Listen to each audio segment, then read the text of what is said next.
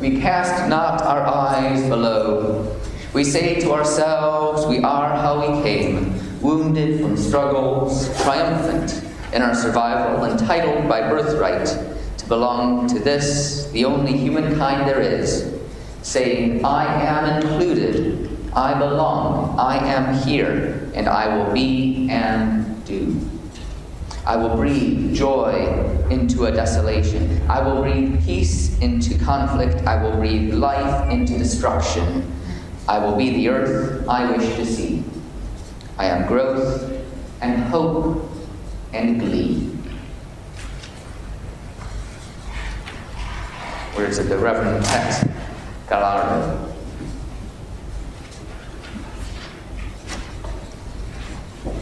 Good morning. Good morning. Welcome to Cross Street Chapel's Sunday service. I'm grateful for your presence here, both in person as well as those who are watching online, hopefully from the warmth of your own home or wherever you may be. I hope that we feel warm and welcome here, especially today as we mark the Lunar New Year, also known as the Chinese New Year, with what is, I hope, an informative and joyous celebration.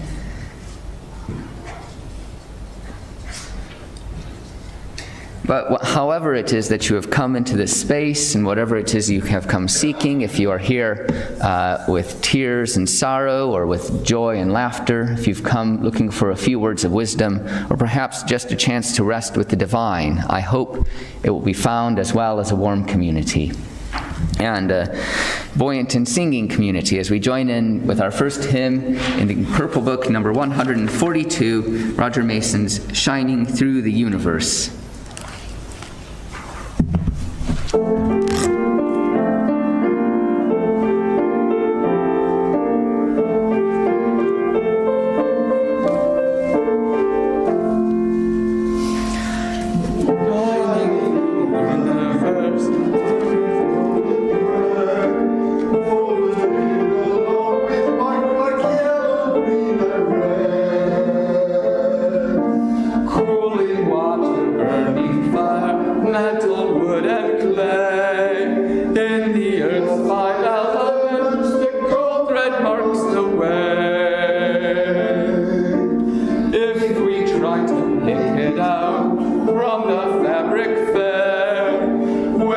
threads are pulled apart, the gold's no longer there.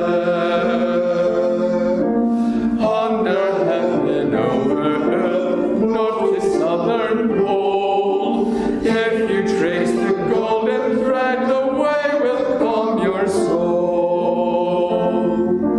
Turn your feet along the way, sages not of old. Live life well and tread the path marked by the threads of gold.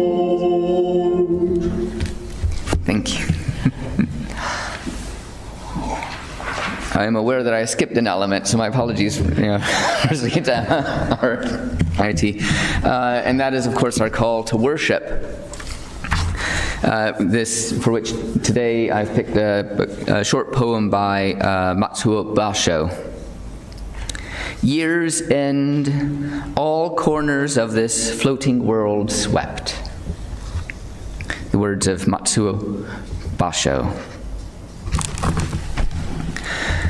So let us now turn to a time of prayer with some anonymous words, which will be followed by our covenant written by this community.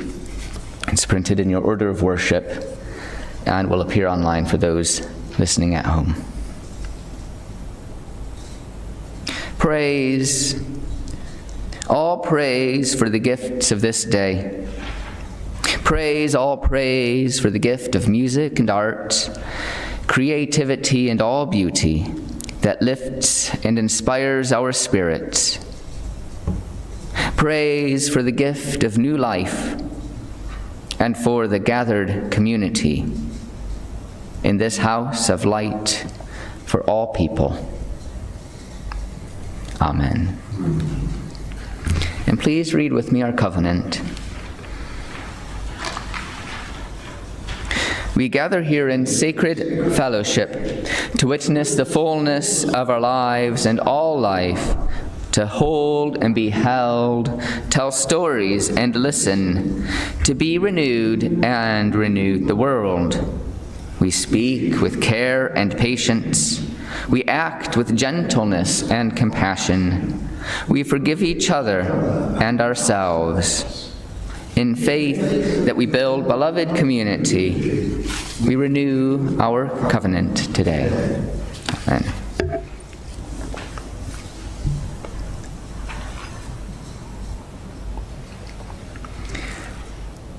Our first reading, which felt slightly appropriate with this being the year of the rabbit, is The Velveteen Rabbit, part of The Velveteen Rabbit by Marjorie Williams. The skin horse had lived longer in the nursery than any of the others. He was so old that his brown coat was bald in patches and showed the seams underneath, and most of the hairs in his tail had been pulled out to string bead necklaces.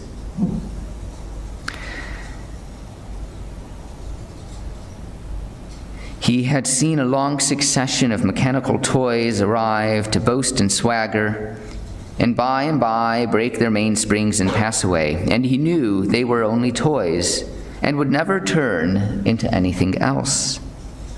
For nursery magic is very strange and wonderful, and only those playthings that are old and wise and experienced, like the skin horse, understand all about it. "What is real?" asked the rabbit one day, when they were lying side by side near the nursery fender, before Nana came to tidy the room. "Does it mean having things that buzz inside you and a stick-out handle?" "Real isn't how you are made," said the skin horse. "It's a thing that happens to you when a child loves you for a long time, not just to play with, but really loves you. Then you become real." "Does it hurt?" asked the rabbit.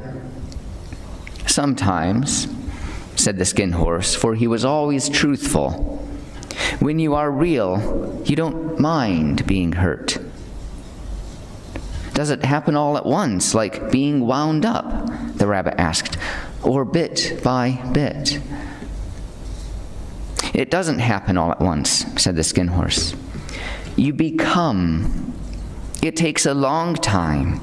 That's why it doesn't often happen to people who break easily, or have sharp edges, or have to be carefully kept.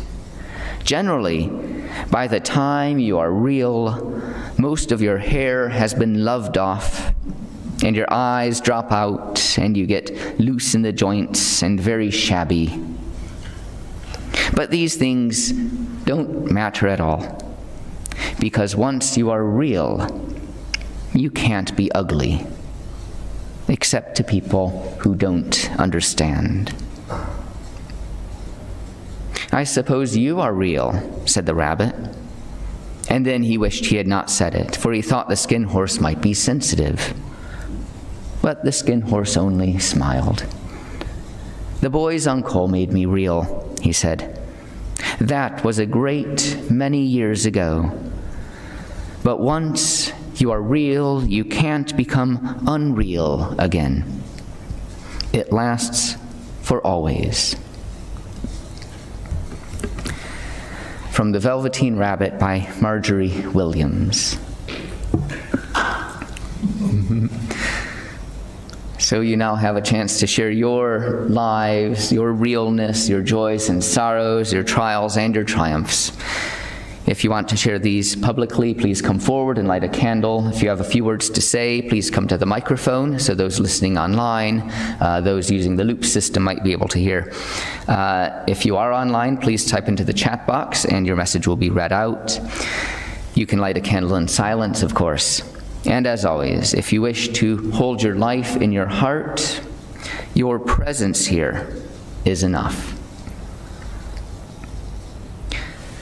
I've been asked by William to light a candle for his mother-in-law, Dawn, who has had to go to A&E, and so he and his wife are sort of preparing the journey to go see her and go make sure that she is safe and okay.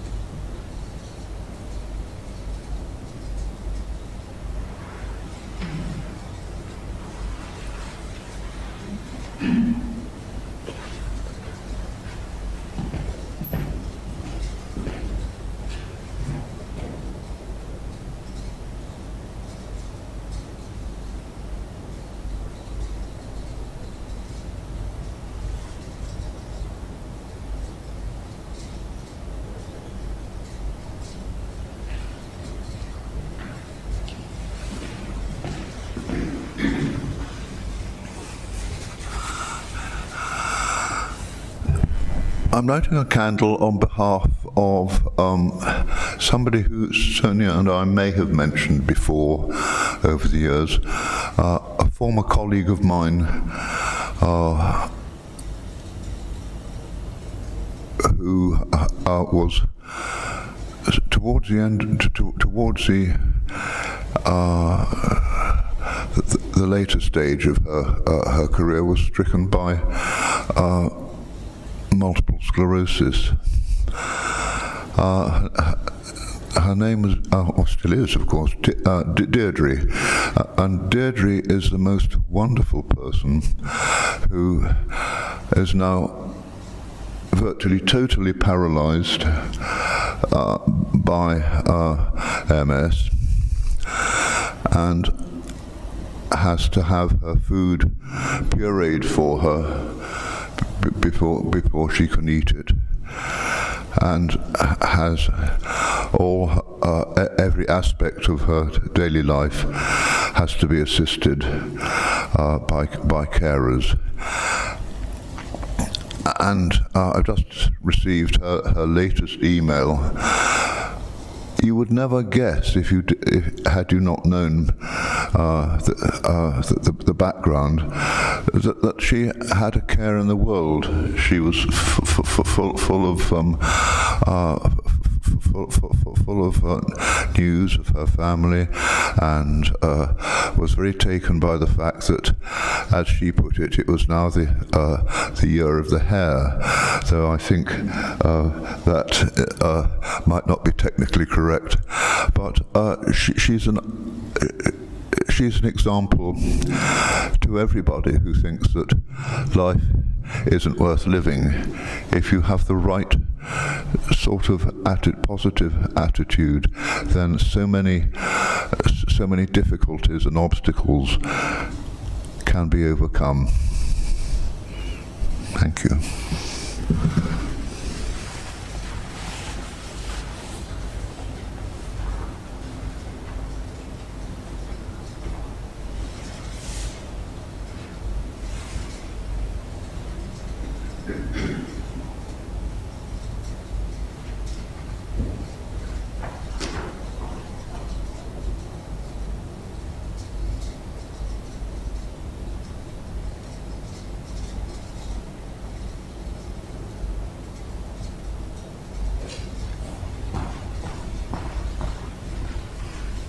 I'm lighting this candle today for all the wonderful people, both the staff and the service users, who I've recently met in my new job, and who I'm sure are going to teach me a lot about myself over what I hope is the next chapter in my career.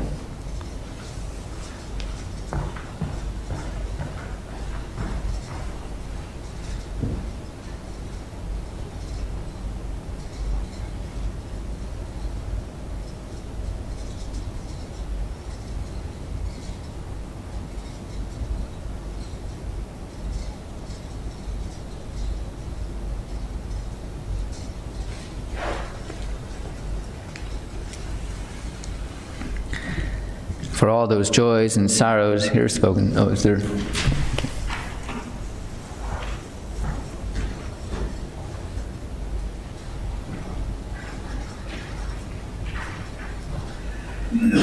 Thank you, Jim. Sorry. This is from Kieran. Could I ask you light a candle for my mom, who is going through ill health and may need surgery to remove some of her colon?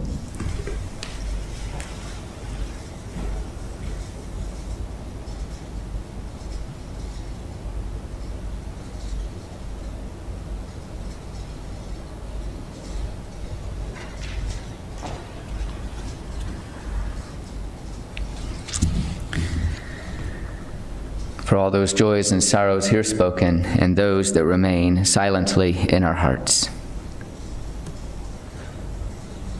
Let us join together in singing our second hymn, Mark Hayes's May I Be Filled with Loving Kindness, in the Purple Book, number 100.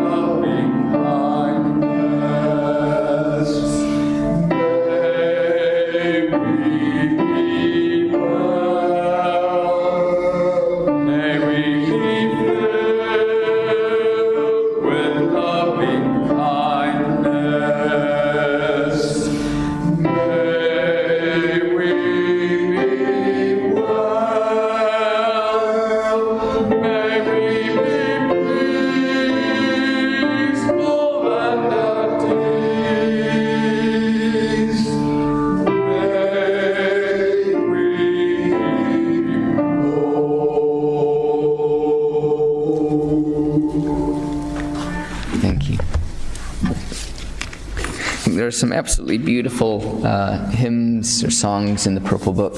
That one, of course, being Mark Hayes's adaptation of a Buddhist meditation, where you think of loving kindness upon yourself and then upon others, and then, as Mark writes it, upon all of us. And as well, our first hymn, of course, being Roger Mason's sort of reflection or interpretation from the Tao Te Ching.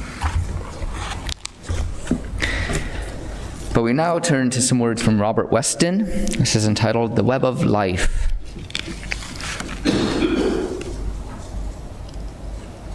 There is a living web that runs through us to all the universe, linking us each with each and through all life on to the distant stars.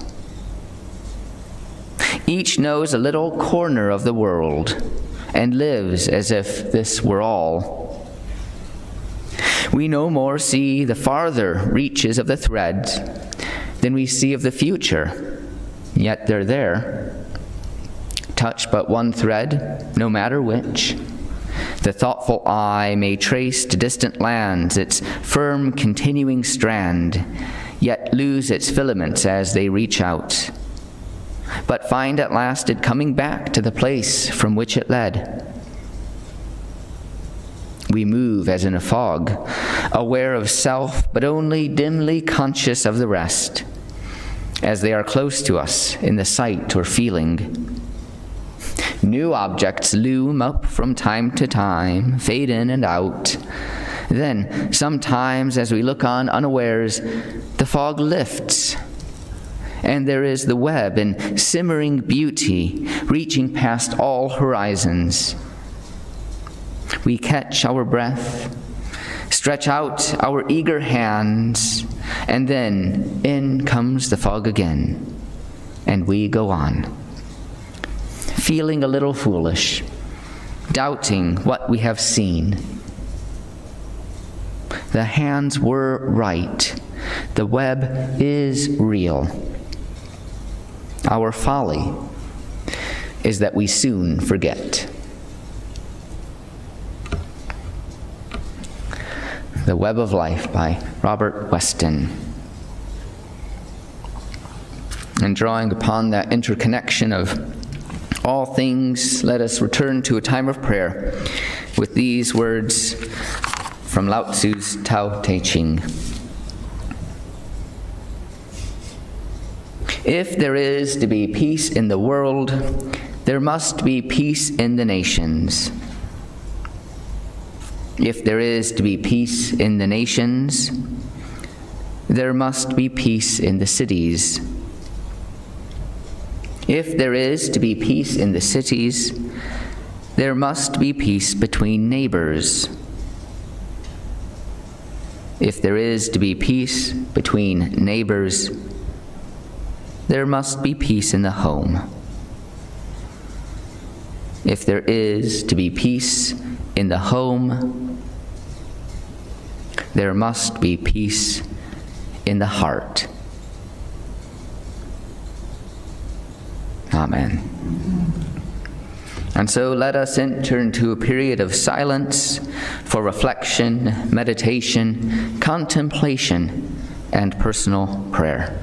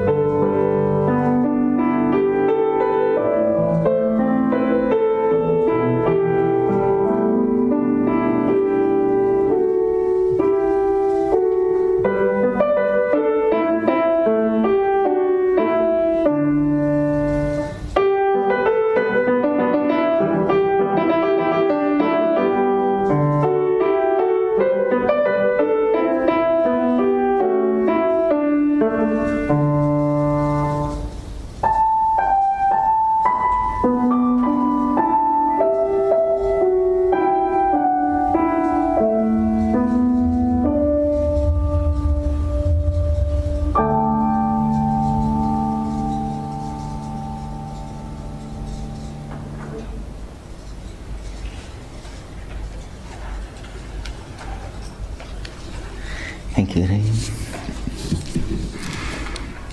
We come now to our next hymn in the Purple Book, number 213, where Science Serves and Art Inspires by Jane Marshall, hymn number 213.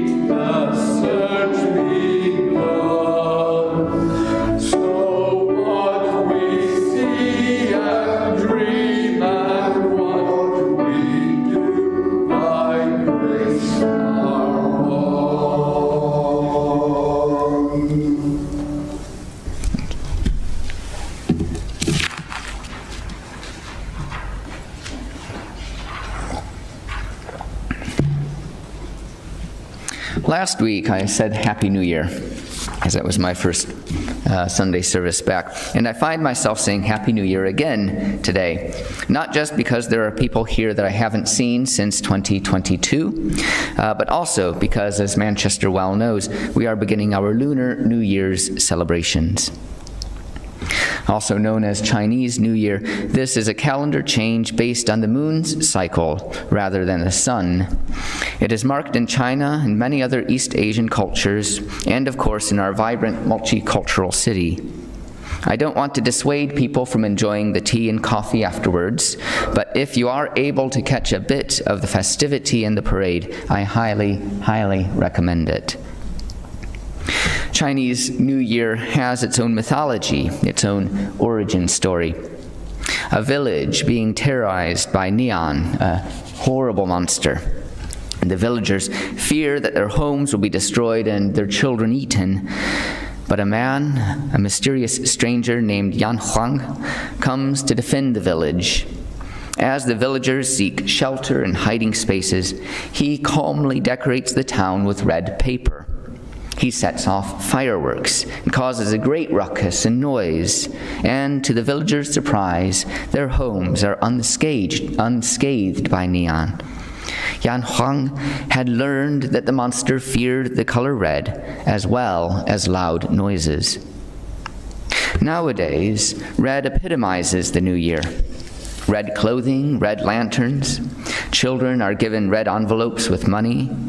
And those who go to enjoy the parade will hear the clamor and the celebration. Jubilation of ingenuity over evil. The Spring Festival, as it is also sometimes called, brings to mind spring cleaning and carries with it the recognition that the new year can be a time of setting aside, of letting go, clearing out the clutter to make space for fresh new insights, to be receptive to any good that will be afforded to us by the universe. We hear this in the poem by the Japanese poet Basho. Year's end, all corners of this floating world swept. sweeping out the dust and grime of last year's challenges. When exploring customs or rituals outside of our experience, we can sometimes over-intellectualize elements. There is, I think, an urge to rationalize and explain why certain customs appear or mythologies form. I'm not saying it's bad, it's not bad to investigate, but it demonstrates sometimes the distance that we might have from these rituals. And I think especially as adults, we are prone to justifying ritual rather than just letting it be. Other times, customs and ritual is seen as a youthful endeavor. Christmas is for children, sings Glenn Campbell. Our holidays are filled with nuance that needs repeating every year. As children engage in our common celebrations, we hope that they acquire something greater and more profound than simply existing, surviving in this world. We hope that timeless virtues of compassion, generosity, trust, truthfulness can be instilled deep within them. It's a process that takes many years, and as they grow older, we can introduce them to more subtlety to the celebration. We say these holidays are for children, but just as we teach them, we must heed their lesson. Telling our children about neon, about being brave and resourceful, is just as much a reminder to us as it is a lesson for them. Shouting with them as the dragon passes by is just as much for us to connect to the community as it is for them. We have a responsibility to carry on these lessons, not just for them, but for us, so we may not forget. Marjorie Williams's Velveteen Rabbit explores how childhood has a different understanding of reality, albeit from the perspective of the toy. Our reading today looked at the conversation between the rabbit and the skin horse. What is real is asked, and furthermore, how one becomes real and how painful the journey is. Becoming real is described as being loved into being. The child's affection to the toy makes it real. But in the process, the toy loses that crisp luster of newness. Skin is worn down, buttons are lost, edges become ragged. It is painful, but also enlivening. We have used the reading in the past to explore the painful compromise that is required of us to be participants in society. That to engage in this world is painful, but this pain is necessary for us to become fully human, to become real. Better to have loved and lost than to have never loved at all, as Tennyson puts it. Jean-Paul Sartre puts it in an even starker perspective. In his memoir on his childhood, he writes of using his imagination. He spends his days running around, pretending he's a musketeer, a swashbuckler, a whole assortment of childhood idols. And then, one morning, it is gone. He cannot recapture the playful embodiment of imagination. He can, of course, imagine and pretend and play, but somehow never with the vibrant technicolor of childhood. He is the richer for it and uses these skills in his writing, but something is lost. What drew me to the reading today, however, was that initial question, what is real?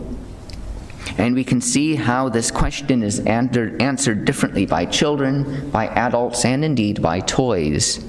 For many adults, the empirical and necessary is real. Death and taxes, as the cynic would say. For the child, the imagination can be more real than the mundane. And the toy knows realness through love. In a sense, the new year is not real. Every day is marked by some difference, and the cycles become apparent to us over the years. Where one makes the cut could be considered much of a muchness. The calendar year on January 1st, the tax year on 6th of April, Chinese New Year this year on the 22nd of January, the academic year in early September, the Jewish New Year of Rosh Hashanah on 15th of September. These are all legitimate New Years. And with all these New Years that happen throughout the year, there are accompanying customs. Some, like the faithful record of finances that start over a tax year, are practically helpful. Others, like the new tradition of photographing your child on the first day of school, may not be necessary, but instills a sense of specialness. Some, like our New Year's resolutions, speak to the hope that we see when the clocks turn over. Any of these New Years can be real to us, just as the rabbit asks the horse. Those customs and rituals that bring out values important to us, or prepare us for the challenges that we are likely to face over the coming months, can be considered real to us. Just as the child's imagination is real for them, even in our adulthood, values, hopes, and dreams can be real for us. Along with the dust and grime being swept away, let us also rid ourselves of a cynicism concerning the world. The rabbit is described as a symbol of peace, prosperity, and longevity. With that, it has been suggested that 2023 will be a year of hope. Hope, like imagination, lies in that expanse between the real and the possible. If we can make it real for us, it may become real for the world. Just as a toy ages, loses its stuffing, but gains a child's heart, may our year, as it progresses, emanate hope to a fearful world. May we be brave enough to face our neons, wherever they may be. Amen.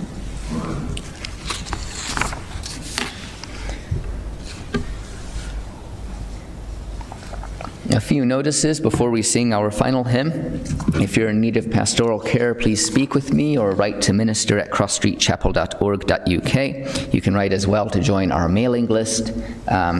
We're always grateful for any volunteers that we can have, people to help with the IT. How's the IT been today, with the exception of my jumping the shark or the program a bit early on.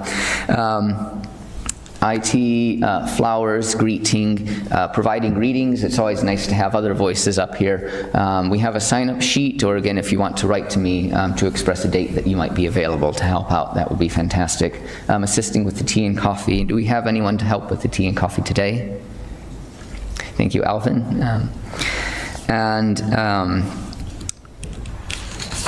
There is our Friday lunchtime recital is this Friday, the 27th, and we welcome Simeon Walker, who is a composer and pianist, so he's going to be bringing his own music. I've heard some of it. It sounds absolutely fantastic. And as always, our recitals are both absolutely stellar. They feature, international artists, fantastic students. And they're free. So we're grateful just to have people come in. If you are able to make a donation, it goes to the artist to ensure that they can be fairly compensated for that beautiful music that they bring to us. So that's Friday the 27th at 1 p.m. Simeon Walker. Please do join us for that. Are there any announcements that I may have forgotten? As I said before, that there is a dragon parade. It starts at midday, and it starts over at Manchester Central, what used to be called GMEX, which is still the name that I have in my head for it, and it winds its way through Chinatown to the Chinese Arches on Faulkner Street. I mentioned this slightly as well, just for anyone who has gotten the tram, that there may be some disruption on your way back, especially if you are, I'm afraid, southern living, south of the city. Thank you. Let us then sing our final hymn in the Purple Book, number 183. Once I get the... There we go.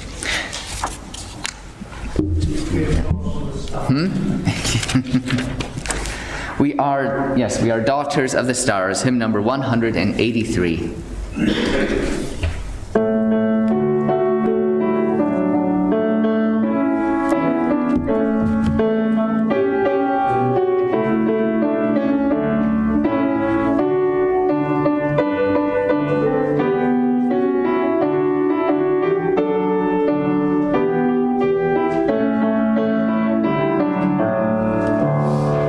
We are daughters of the stars, we are sons of the earth, we are spinners and weavers in this web of life, and the joy that we weave reaches out beyond the stars and deep within the center of our being.